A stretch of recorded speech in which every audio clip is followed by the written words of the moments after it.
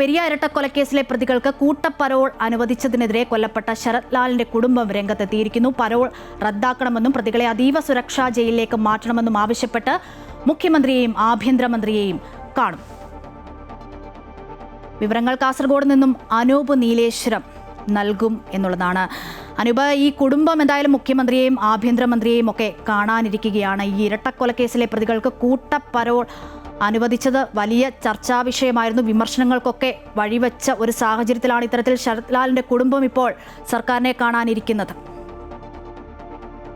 അശ്വതി, കഴിഞ്ഞ ദിവസം തന്നെ ഈ കാര്യം അമൃത വാർത്തകളോട് സൂചിപ്പിച്ചതാണ് സത്യനാരായണൻ. അദ്ദേഹം പറഞ്ഞിരുന്നു ഇതിനെതിരെ, ഇത്തരം നടപടികൾക്കെതിരെ, പ്രതികൾക്ക് കൂട്ടമായി പരോൾ നൽകുന്ന നടപടിക്കെതിരെ ആഭ്യന്തര വകുപ്പ് മന്ത്രിയെയും അതുപോലെ തന്നെ സർക്കാരിന് ഇത് സംബന്ധിച്ച് പരാതിയും നൽകുമെന്നും അദ്ദേഹം അറിയിച്ചിരുന്നു. കഴിഞ്ഞ ദിവസം തന്നെ ഇങ്ങനെ കൂട്ടമായി പ്രതികൾക്ക് പരോൾ നൽകിയത് പ്രദേശത്ത്, കല്യോട്ട് പ്രദേശത്തും പെരിയയിലും സംഘർഷാവസ്ഥ സൃഷ്ടിക്കും, കലാപാന്തരീക്ഷത്തിന് ഇത് വഴിയൊരുക്കുമെന്നും അദ്ദേഹം പറഞ്ഞിരുന്നു. ഇതിൽ ഇത്തവണ നൽകിയ പരോളിന്റെ പ്രത്യേകത, സാധാരണ നിലയിൽ പലതവണ പരാൾ ലഭിച്ചു ഇരട്ടക്കൊലക്കേസിലെ പ്രതികൾക്ക്.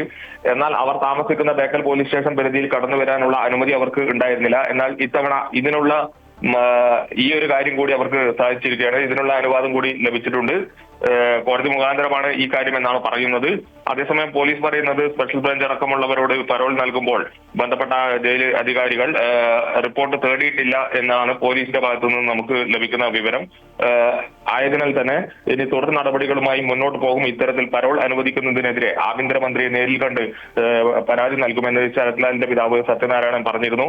കൂടാതെ മറ്റൊരു കാര്യം, കോൺഗ്രസ് അടക്കം മുന്നോട്ട് വെക്കുന്നത് കണ്ണൂരിലെ ജയിലുപദേശക സമിതി, പി ജയരാജൻ ഉൾപ്പെടുന്ന ജയിലുപദേശക സമിതി പിരിച്ചുവിടണമെന്ന ആവശ്യം കൂടി ഈ ഒരു കാര്യത്തിൽ പറയുന്നുണ്ട്. ഒന്നാം പ്രതി പീതാംബരൻ, അതുപോലെ തന്നെ 4ാം പ്രതി, 5ാം പ്രതി, 7ാം പ്രതി, 15ാം പ്രതി എന്നിവർക്കാണ് ഇപ്പോൾ പരോൾ ലഭിച്ച് അവർ നാട്ടിലെത്തിയിരിക്കുന്നത്. അശ്വതി, അതുതന്നെയാണ് അനൂപാണ് വിവരങ്ങൾ നൽകിയത്. എന്തായാലും പ്രതികൾക്ക് കൂട്ടപ്പരോൾ അനുവദിച്ചതിനെതിരെ കൊല്ലപ്പെട്ട ശരത് ലാലിന്റെ കുടുംബം രംഗത്തെത്തിയിരിക്കുകയാണ്.